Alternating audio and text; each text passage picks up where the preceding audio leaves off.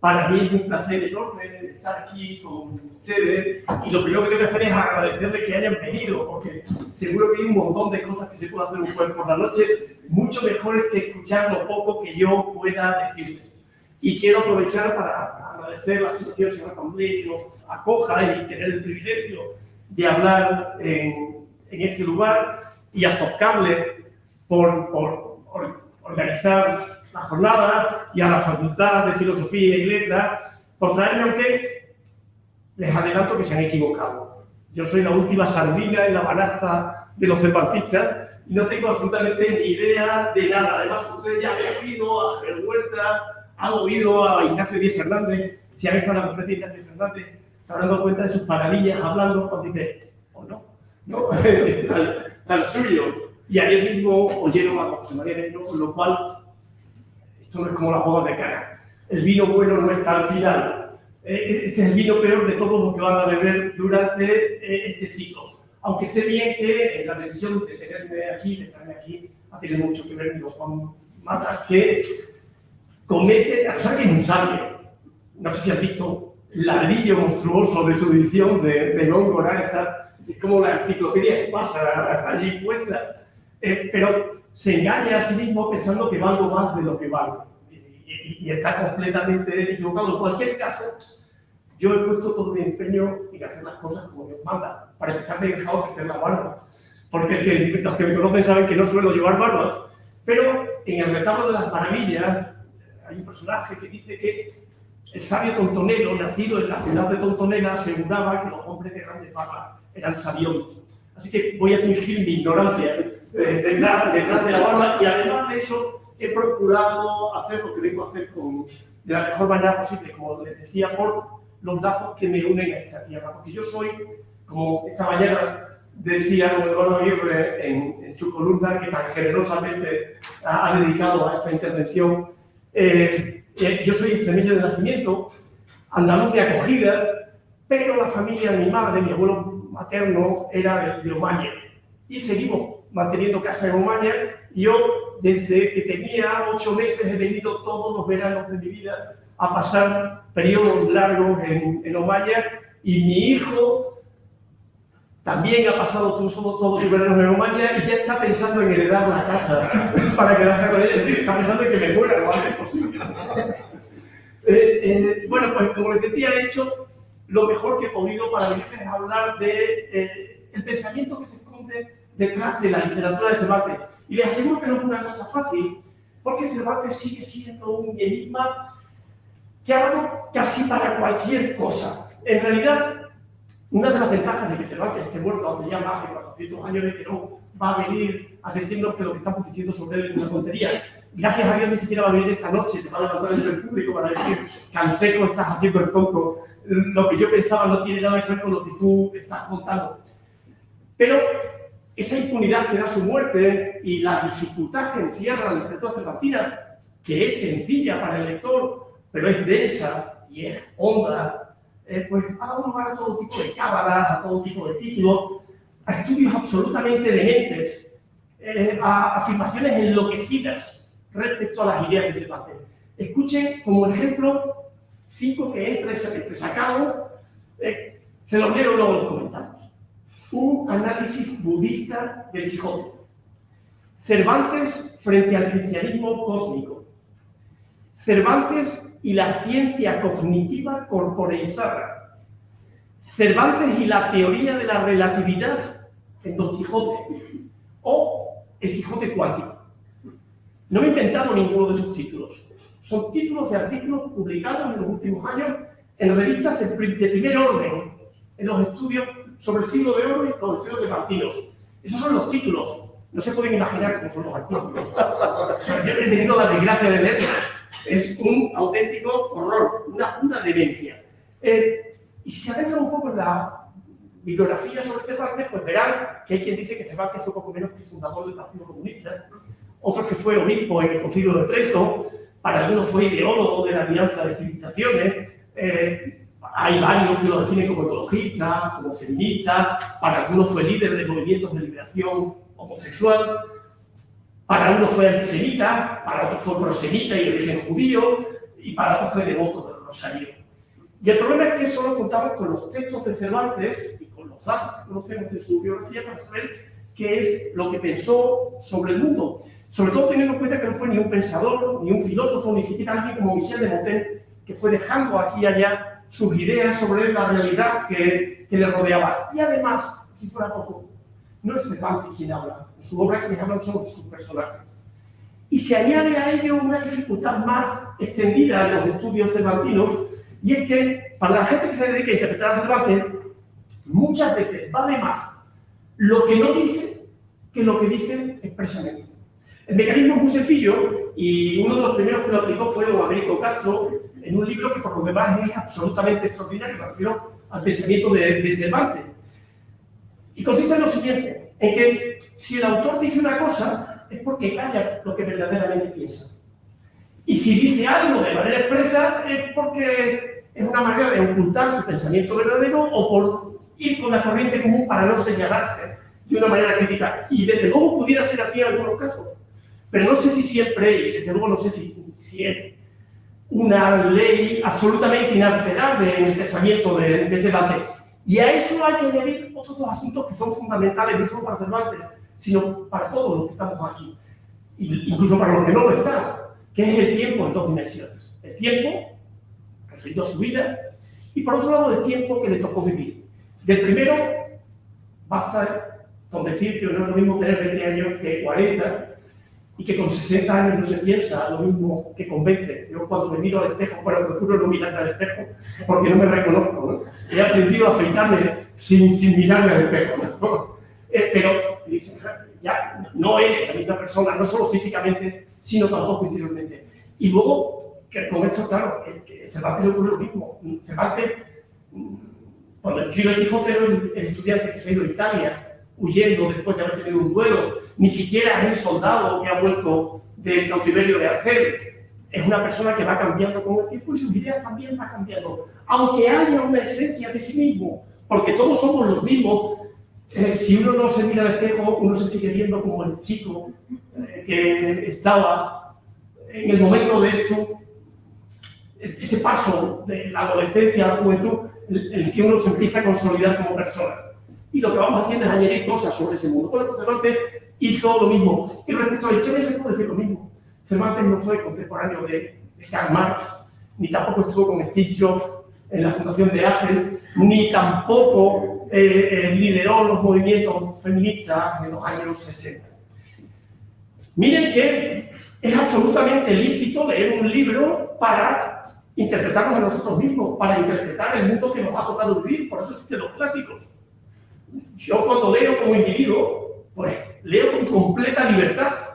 Sin embargo, cuando uno lee como filólogo o como historiador, esa libertad está restringida por el rigor del pensamiento. En la lectura filológica está la obligación de evitar cualquier anacronismo ideológico, de evitar cualquier anacronismo cultural y de limitarse al sentido literal. El sentido literal que incluye toda la densidad de lo que hay detrás de cada una de las palabras, no solo el significado de la palabra, sino todo el mundo ideológico que se encierra detrás.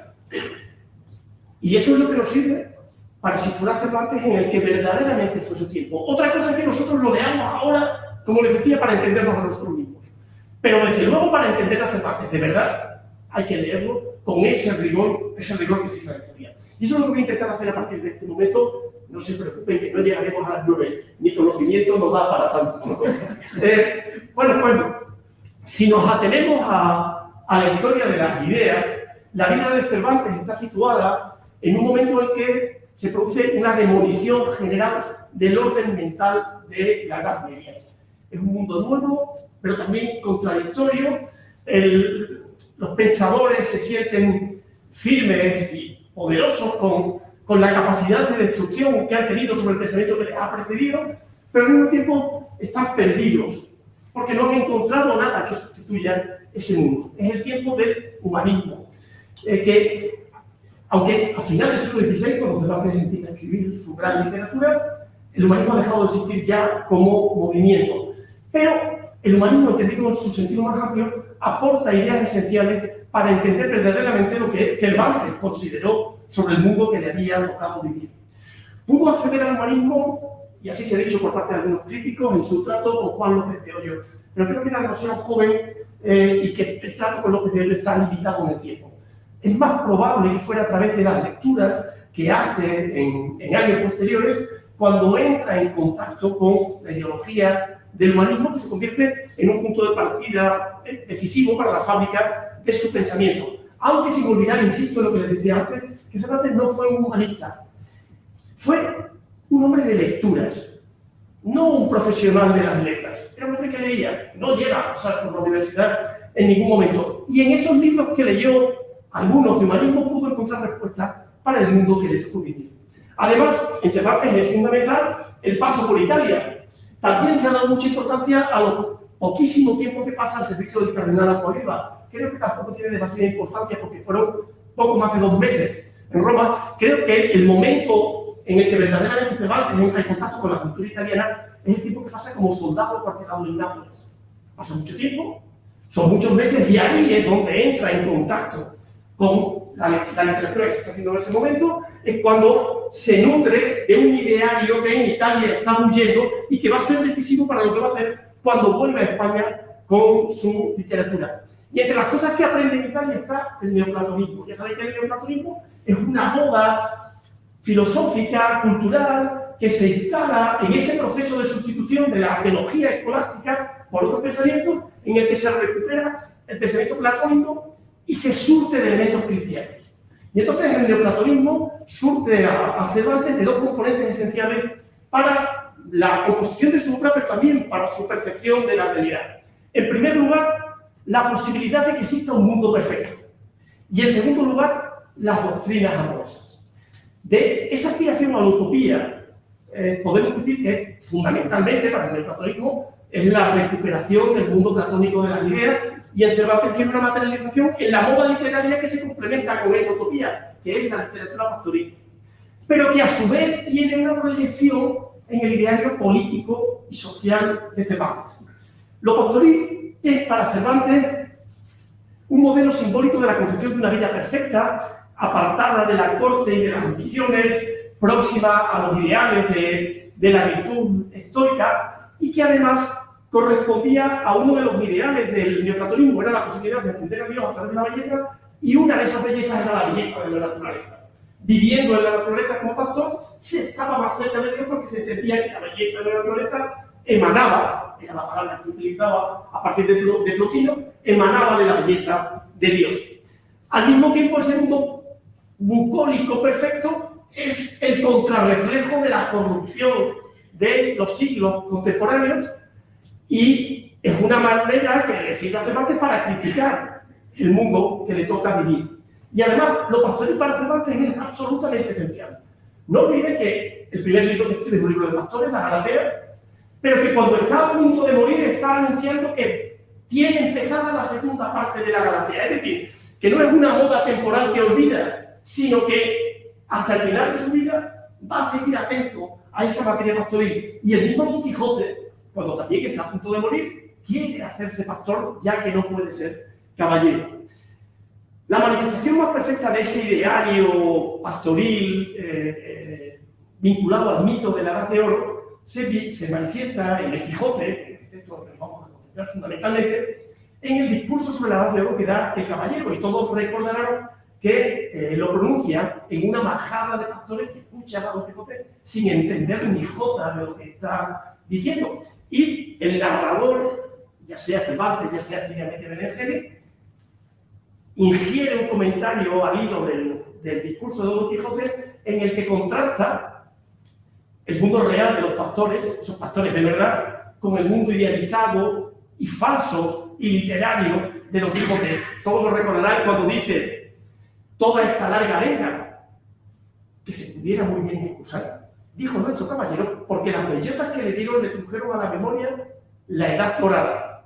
Y antojóse de hacer aquel inútil razonamiento a los cabreros, que sin responderle palabra, embobados y suspensos, le estuvieron escuchando. Sancho asimismo callaba y comía bellotas, y visitaba muy a menudo el segundo zaque. Es decir, Sancho oía como que no oye llover y seguía bebiendo vino, que era lo único que le interesaba.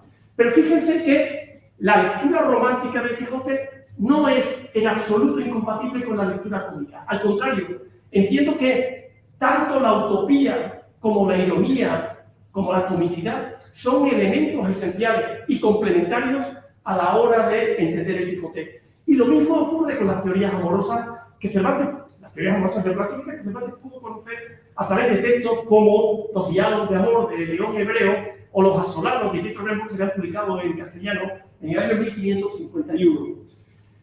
Los poetas y los tratadistas italianos, pues lo que hicieron fue mezclar platonismo, cristianismo y amor cortés y convierten a la dama, que era un ser excepcional para el amor cortés, lo convierten en un ser aún más excepcional puesto que está conectado con Dios. Y a través de la belleza de la dama, el amante puede, de nuevo, igual que decíamos antes con la naturaleza, ascender hacia Dios. Y fíjense que eso es lo que hace Don Quijote con Dulcinea. A Don San Lorenzo es una realidad palmaria. Sin embargo, él, solo a base de poner encima de la mesa su fe y su fuerza de voluntad, la convierte en Dulcinea. De tal manera que Dulcinea se convierte en la razón de ser de su existencia como caballero. Y en el momento en que Dulcinea desaparece, él desaparecería como caballero. De ahí el empeño en defender la existencia de Dulcinea y su amor por Dulcinea hasta el último momento. Hay dos episodios verdaderamente extraordinarios a este respecto. Hay uno, se recuerda de Quijote, cuando ya estaba avanzando, ya estaba avanzada la segunda parte, Don Quijote llega a una venta y entra a descansar en una habitación. Y escucha que en la habitación de al lado hay dos caballeros leyendo un libro. Y entonces dice, bueno, ¿por qué no quiere leer? No quiero leerlo porque no me gusta, tal, pero bueno, dice, no hay libro tan malo que no tenga algo bueno. Y entonces dice, bueno, lo que más me disgusta de este libro es que, ¡ay, Dios mío, que muero! Es que Don Quijote aparece ya desenamorado. Y entonces Don Quijote, desde la habitación de al lado, grita, quien diga que Don Quijote puede dejar de amar a Dulcinea, yo le haré entender con almas iguales que es imposible. Fíjate que es impresionante, porque lo que están leyendo estos dos lectores es el Quijote de Avellaneda. Y Don Quijote es un personaje de ficción. Ellos son lectores de verdad. Esa pared que los separa es la pared que separa el mundo de la ficción del mundo de la realidad. Y de pronto la pared se rompe y el personaje de ficción entra en la vida real de los lectores de un libro de ficción. Es absolutamente extraordinario. Y en esa misma idea de defender su amor por Dulcinea, cuando es derrotado por el caballero de la Blanca Luna en la playa de Barcelona, y es vencido, Don Quijote le dice, literalmente, no voy a renunciar a Dulcinea, mátame. Y, claro, el caballero le perdona porque su intención no es matarlo. Pero Don Quijote está dispuesto a morir porque Dulcinea, esa idea del amor platónico, es absolutamente esencial para su existencia como caballero. Pero no solo Dulcinea se remota al platonismo, al neoplatonismo en el Quijote. Todas esas mujeres guapísimas que transitan por los episodios intercalados del Quijote también tienen un abolengo neoplatónico. Recuerden, Lucinda, Dorotea, ¿se acuerdan cómo aparece Dorotea por primera vez en el Quijote? Que se está lavando los pies vestida de hombre y tiene una montera que no tiene recogido el pelo y están el cura, como los viejos y Susana en la Biblia, pues están el cura, el barbero, Sancho babeando, pensando que es un individuo, un mozo, no una moza. Y de pronto se quita la gorra y hace así, como un anuncio de Laca, y se quedan todos impresionados por Dorotea, que es un personaje absolutamente maravilloso en el Quijote. Zoraida, Doña Clara, Ana Félix. Leemos un momentito el momento en el que Zoraida llega a la venta de Juan Palomeque del Zurdo, porque es una escena completamente ilustrativa sobre esa idea de la belleza neoplatónica. Dice, descubrió un rostro tan hermoso que Dorotea la tuvo por más hermosa que Lucinda, y Lucinda por más hermosa que Dorotea. Y todos los circunstantes conocieron que si alguno se podía igualar a de las dos, era el de la moral. Y aún hubo algunos que le desventajaron en alguna cosa. Y como la hermosura tenga prerrogativa y gracia de reconciliar los ánimos y atraer las voluntades, luego se atendieron todos al deseo de servir y acariciar a la hermosa moral. Sin embargo, estas mujeres, cuya belleza, a diferencia de Dulcinea, es completamente perfecta y neoplatónica, sin embargo, en su comportamiento abren las puertas al deseo, a la sensualidad y al mundo de lo material. De hecho, hay un paralelo inverso. Dulcinea parte de esa materialidad y se causa Lorenza y se convierte en Dulcinea, se convierte en una dama angelicata de estas de los poetas del XII siglo nuevo, mientras que estas damas, que son ideales en su belleza, se terminan contaminando de algo turbio. Y es que, como siempre en Cervantes, la realidad altera el mito y juega con él. Les pongo solo un ejemplo, pero extraordinario. Si recuerdan, hay un momento en la segunda parte en el que Don Quijote, después de haber estado en la venta de Juan Pablo, en la boda de Camacho, se dirige a la cueva de Montesinos y desciende a la cueva de Montesinos. Y entre las cosas que ve allí, tiene una visión de Belerma. Belerma es una dama ideal de estas que proceden de las tramas del romancero y se presenta, dice, con grandes ojeras y una color quebradiza. Bueno, lo propio de una dama enamorada cuyo amor ha muerto, como en el caso de Durandarte. Sin embargo, Montesinos dice, no. La circunstancia de su color es completamente distinta. Y fíjense la razón que da. Dice, y no toma ocasión su amarillez y sus ojeras de estar con el mal mensil ordinario en las mujeres, porque ha muchos meses y aún años que no le tiene ni asoma por sus puertas. Fíjense que de pronto la menopausia entra a formar parte de la historia de la literatura. Eso es imposible, nunca antes, y tarda mucho tiempo después en encajarse. Y sin embargo Cervantes lo pone ahí como quien no quiere la cosa, pero con eso está cambiando la historia de la literatura por completo. Bueno, como les decía, podemos vínculo esa relación con el neoplatonismo al tiempo que pasa por Italia. Después de Italia, como saben, Cervantes sufrió un cautiverio de 5 años, como cautivo, como esclavo, se dice pronto, ¿no? Si leen la bibliografía de Cervantes, hay veces que uno piensa, según algunos críticos, que estuvo de vacaciones en el Mediterráneo, ¿no? Porque claro, se lo tuvo que pasar estupendamente bien, ¿no? Era esclavo y intentaba escapar, intentó escapar varias veces, ¿no? Bueno, pues ese paso por el cautiverio instala en el pensamiento de Cervantes otras dos ideas que me parecen esenciales para comprenderlo. Por un lado, la libertad y por otro lado, la dignidad del ser humano. También son conceptos que enlazan con el humanismo. Piensen en el discurso de la dignidad del hombre de Giovanni Pico de Mirándola, o piensen en la defensa de la libertad individual en los textos de Nebrija o en los textos de Erasmo de Rotterdam. Y Cervantes pone la libertad en el eje de su pensamiento tanto estético como ético. En lo que corresponde al estético, piensen que Cervantes es el primer escritor que se otorga a sí mismo una libertad que nadie había tenido antes para hacer lo que quería.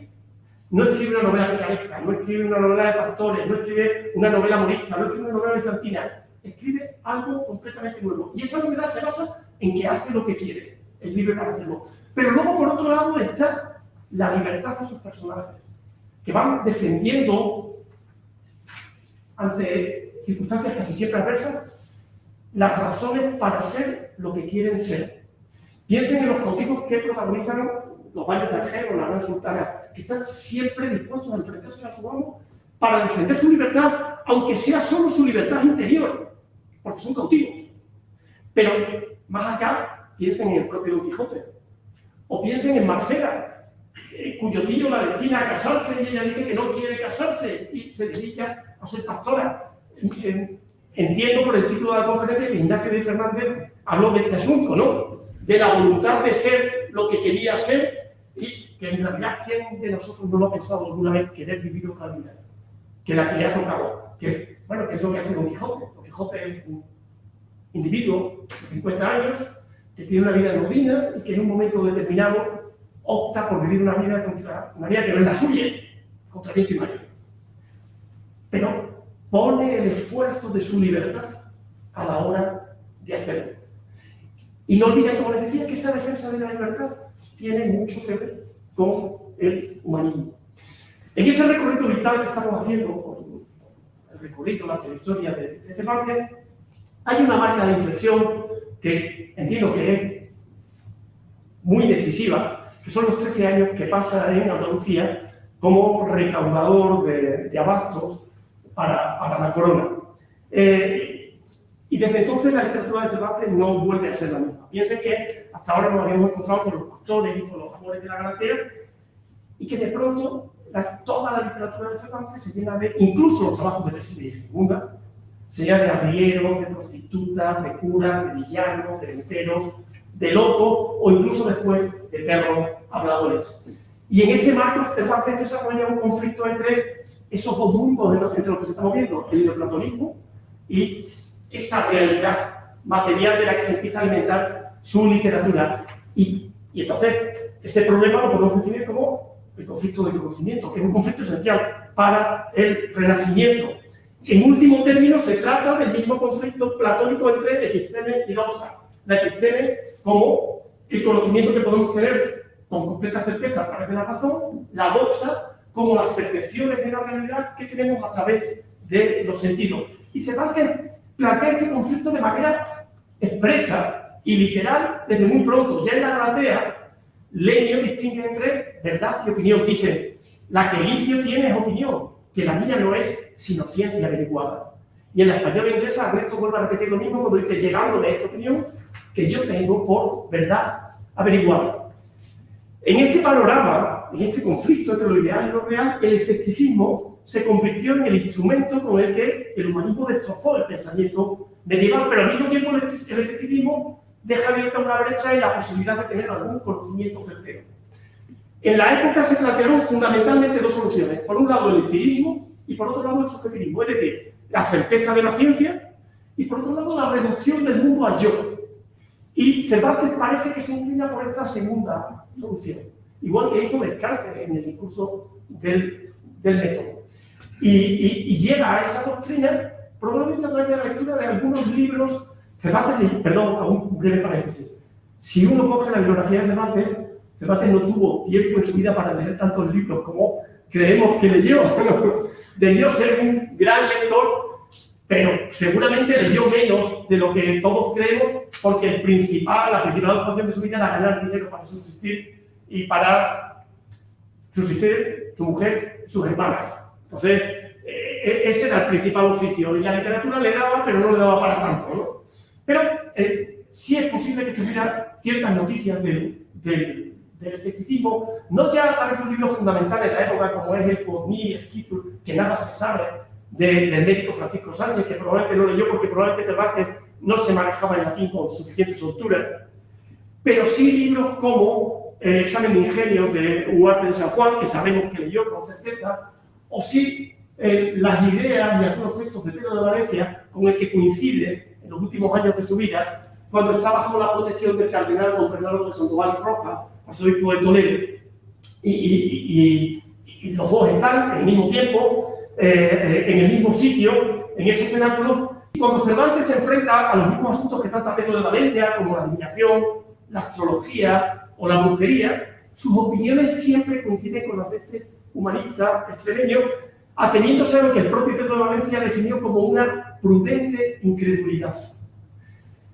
Pues, con esos mimbres, Cervantes crea un mundo literario inaprensible, ambivalente, que se funda en los cimientos de la duda y que al mismo tiempo tiene desde esa duda lazos con la fe, de ahí los conflictos de El Caballero. Es lo que Américo Castro definió como una realidad oscilante, que se mueve en un entorno brumoso entre la verdad absoluta y las percepciones de los sentidos, de la doxa que les hablaba antes.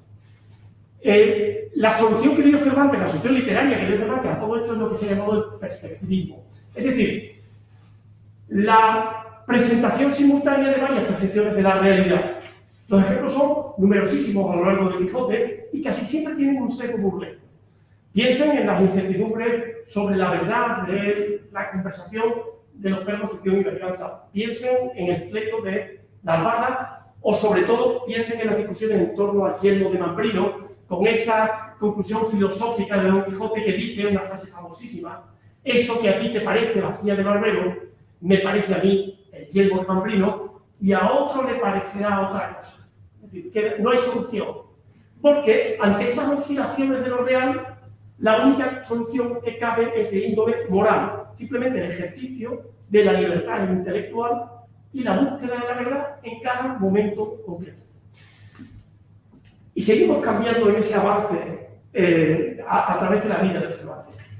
Hay varios críticos que han puesto fecha a un cuestionamiento que Cervantes hace de la realidad, asegurando que después de 1605, es decir, después de la publicación de la primera parte de Quijote, Cervantes cambia radicalmente de pensamiento. Estudiosos de primera línea, como Rafael Lapesa o como Américo Castro, entienden que Cervantes evoluciona en esa fecha desde el atrevimiento crítico hacia una suerte de conformismo y de devoción religiosa. Y los argumentos que escriben es que antes hace una serie de cosas que luego desaparecen. ¿Las que hace antes? Señalan que en el Quijote nunca vemos entrar al protagonista en una iglesia, nunca oye misa ni comulga y solo se confiesa cuando está a punto de morir. Y los clérigos tampoco son bien parados del Quijote. Don Quijote ataca a un par de comitivas de clérigos y si recuerdan, el narrador hace una crítica feroz del clérigo que vive con los duques en la segunda parte del Quijote. Y en cuanto a rezos, basta con recordar el famosísimo pasaje en el que el caballero decide dar penitencia en Sierra Morena para lo que prepara un rosario absolutamente singular. No se lo leo. Dice, en esto le vino al pensamiento cómo le haría. Y fue que arrancó una gran tira de las faldas de la camisa, que andaban colgando, y diole 11 ñudos, el uno más gordo que los demás, y esto le sirvió de rosario, el tiempo que allí estuvo, donde rezó 1.000.000 de avemarías. Hay varias claves en el texto, pero la primera, que fue un escándalo, ahora lo veremos, es la prenda de la camisa. Una camisa no era una camisa, era la ropa interior. Era una especie de ¿cómo se dice para unir un camisón? Una especie de camisón corto.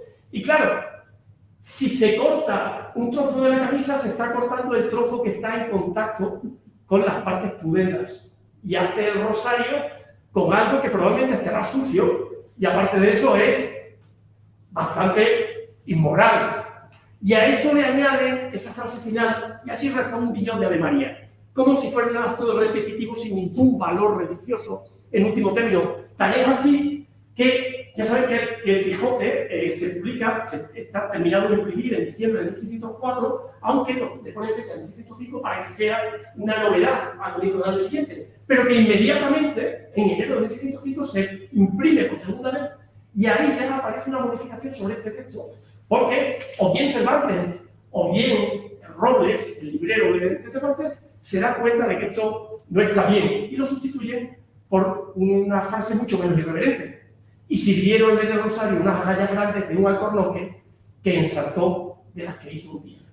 Claro, se elimina toda la parte truculenta del texto.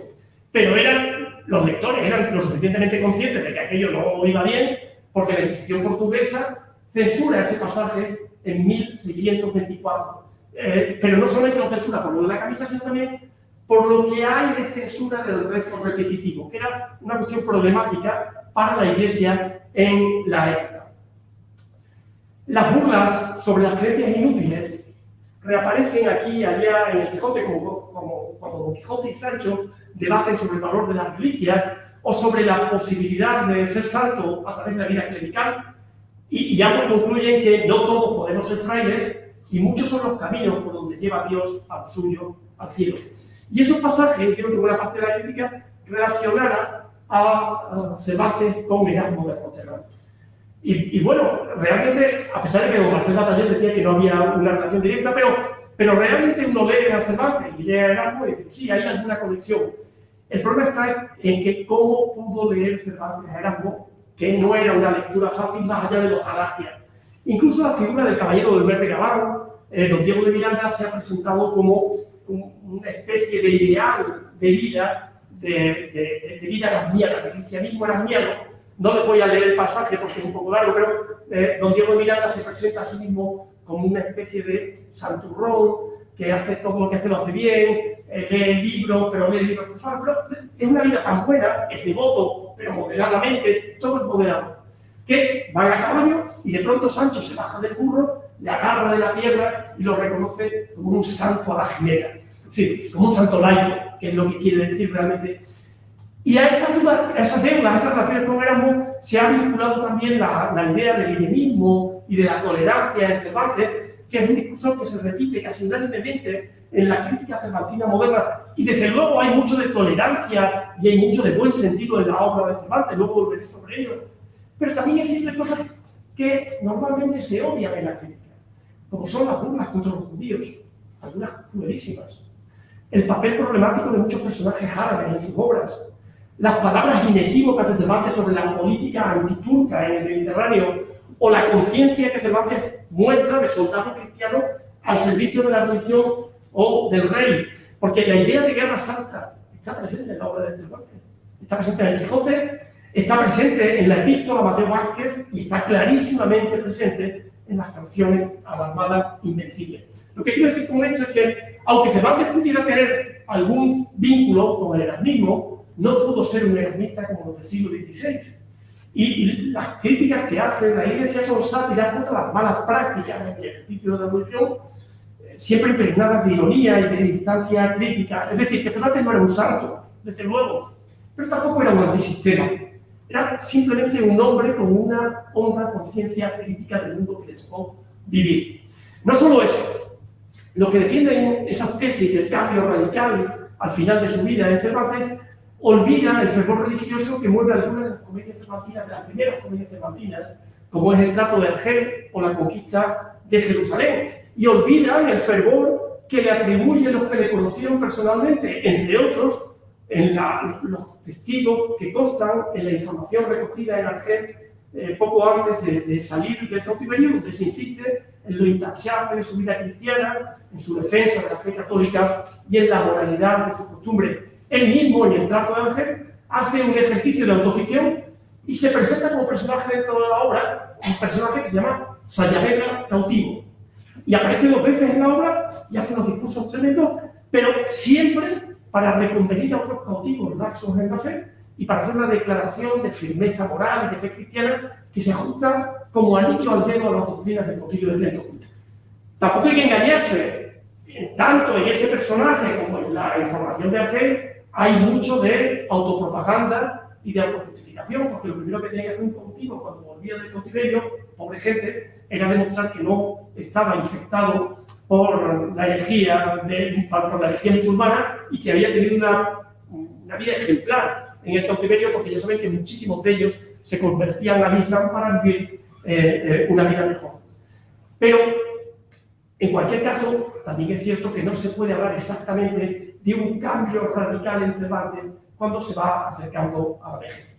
Es verdad que en 1609, como hicieron otros muchos escritores en la época, se hizo cofrade de la congregación de los vecinos esclavos del Santísimo Sacramento y sobre todo, y esto sí es más importante, en julio de 1613 toma el hábito de la Orden Tercera de San Francisco, cosa que ya habían hecho algunas de sus hermanas.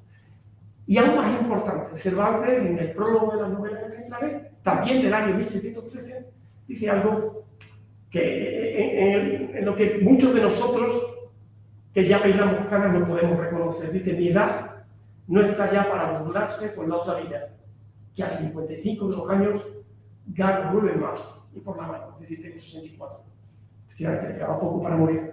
Es decir, ya escribe como un viejo con la conciencia de ser una persona mayor, atenta, fundamentalmente, dice, no está para jugar con la otra vida, atenta a la salvación de su alma. Lo cual no quiere decir que hubiera sido un creyente insincero, o un agnóstico, o un ateo, como se lee de vez en cuando en la bibliografía cervantina. Creo que, por el contrario, la religión fue algo importante en su existencia, al igual que para la mayoría de sus contemporáneos. Cervantes creo que entiende que la existencia y la salvación como consecuencia de la existencia eran problemas mucho más importantes que las disquisiciones teológicas, y para afrontar esa existencia que nos debe conducir a la salvación, los personajes cervantinos disponen de su fe, pero también de sus propios medios racionales. Don Quijote resume esa idea en el primero de los consejos que le da a Sancho cuando Sancho va a tomar el gobierno de la ínsula Barataria, cuando dice: primeramente, oh hijo, has de temer a Dios, porque en el temer está la sabiduría, y siendo sabio, no podrás errar en nada. Lo segundo, has de poner los ojos en quién eres, procurando conocerte a ti mismo, que es el más difícil conocimiento que puede imaginarse. Como ven, estamos hablando de socratismo cristiano. Por un lado, la máxima bíblica del libro de Job, en el capítulo 28, cuando dice timor Dei nicium sapientia, el temor de Dios en el comienzo de la sabiduría, y por otro, el mandamiento socrático, o sea, si vida, Sócrates, nosce te ipsum, conócete a ti mismo. Anthony Close, catedrático de Cambridge, muerto hace unos años, resume con una precisión extraordinaria esto que les estoy contando cuando afirma que, dice, todas las ficciones de Cervantes cumplen el fin ejemplar de llevar a los protagonistas al descubrimiento de la verdad, que tiene una dimensión personal, el conocimiento de uno mismo, el temor de Dios y la superación del engaño por medio de la razón. Por un lado lo humano, por otro lado lo divino.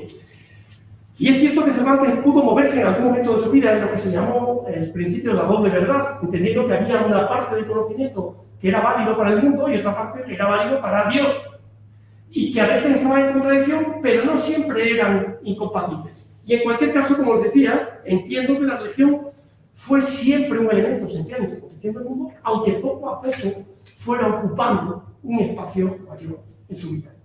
Y como les prometí que antes de las 9 terminaríamos, voy concluyendo. Verán, Ortega y Gasset muy terriblemente, pero muy atinadamente, diferenciaba entre ideas y creencias. Las ideas son las que alguien tiene para explicar el mundo o para generar una realidad nueva. Las creencias son todas aquellas cosas en las que vivimos casi sin darnos cuenta. Les pongo un ejemplo burdo: el interruptor de la luz. Yo no sé cómo funciona, ni sé de dónde viene, solo sé que cuando aprieto se enciende la luz y cuando... Pero ha habido alguien que lo ha inventado para que yo viva en eso casi sin darme cuenta. Añádele eso, todo lo que quieran añadir de sobre el conocimiento. Lo que quiero decir con esto es que muy pocos tienen ideas y la mayoría de nosotros, yo desde luego, vivimos en esa suerte de creencias comunes casi sin darnos cuenta. Lo que vengo a decirles es que Cervantes, en cuanto a su pensamiento, fue un individuo común. De la lectura de sus obras podemos hacer la imagen de un hombre sensato, creyente en lo divino, racionalista de una manera moderada, escéptico, con mucho de humor y de ironía. El humor es esencial para entender a Cervantes y para entender la concepción que Cervantes tiene del mundo, porque en esa concepción hay mucho de bonomía, de generosidad para con las debilidades humanas, hay mucho de comprensión, de aceptación de lo poco que somos como seres humanos. Pero, atención, tampoco piensen que Cervantes era un bobo santurrón. Cervantes tenía conciencia de su inteligencia y era un hombre vanidoso y tenía su mala baba en grandes cantidades, y el pobre Lope de Vega, que también tenía la suya, lo sufrió, y tener como enemigo a Cervantes no era poca cosa. Es decir, que Cervantes tampoco es que fuera rezando el Padre Nuestro por la calle, también soltaba sangre cuando se trazaba. Pero para que ese perfil se complete había que añadirle un punto de intención crítica con la contemporaneidad y con el orden político y social establecido. No olviden que el Quijote de Avellaneda es el primer ejemplo de cómo se entendió el Quijote en la época. Y se entiende en dos dimensiones. Por un lado, como un libro extraordinario de risas. Y de hecho, al autor de Avellaneda le encanta el Quijote. Odia a Cervantes, pero el libro le encanta. Entonces, por un lado está el humor y la risa. Pero por otro lado, Avellaneda deja claro que le molesta terriblemente el desorden social que provoca un Quijote por donde va pasando y que ese desorden no sea castigado. Y lo que hace Avellaneda es meter a Don Quijote en un manicomio, que es donde tiene que estar. Cervantes lo deja libre para que él siga generando el caos por donde pasa, para que siga transformando el mundo. A Avellaneda no le sirve porque Avellaneda representa el orden político y social establecido. Defiende la ideología dominica y el orden católico más ortodoxo y defiende el estatus de la nobleza como representante de las mejores y mayores cualidades del mundo. Cervantes, como les decía, no es antisistema, pero todo eso lo ve con una cierta distancia crítica que a Avellaneda le molesta profundamente. Y por último, hay que añadir algo más para que entendamos a Cervantes por completo, y es que en sus obras casi todo parece tener dos caras.